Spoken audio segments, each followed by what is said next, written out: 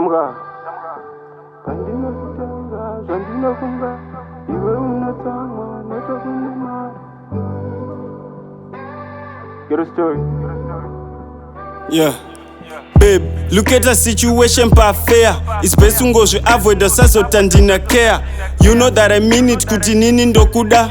You know when I'm kneeling for us, no it's a prayer. Special mu life mang, urimu hat. I'm happy pono fara cause urimu kati kati. But ya wandudzai, yandipa heartbreak.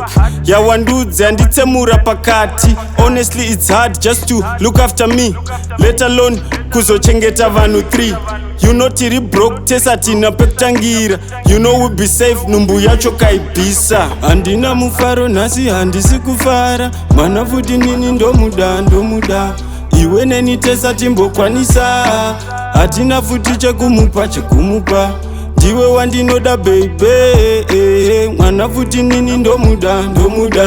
Memba pae wezvitaura. Atite mwana notambura. Tamuka. I wish I would have known vakudhara kuti ndizvo zvanoita vana vevanhu. I wish I'd been more careful newe, now I know zvesvataita dzavengana.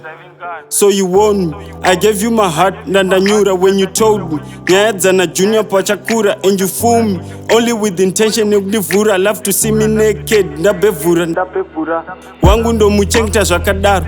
I'll never kill part of me, chipo chine mufaro. Iwewe uri coward every time unoita nharo. How you turn your back on your seat, pungwa shalo. I can take care, ndatokura, be a mom. Tamu ndinokuda but zvandirwadza I was wrong. Dreaming ndichita muri newe all along. Family itori nemufaro nemadhoni. I've been thinking zvangu ndosaka ndaisadaira phone. Suicidal thoughts ndiri ndega ndiri alone.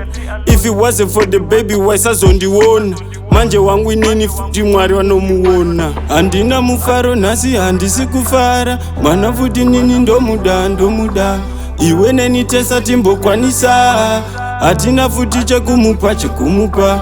Diwe wandinoda baby. Mwana futi nini ndomuda. Memba pae wezvitaura. Atite mwana notambura. Tamuka.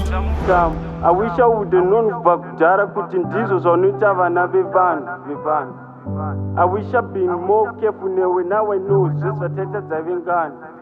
So you warned me, I gave you my heart, ndandanyura when you told me nyaya dzana junior pachakura and you fool me only with the intention yekundivhura.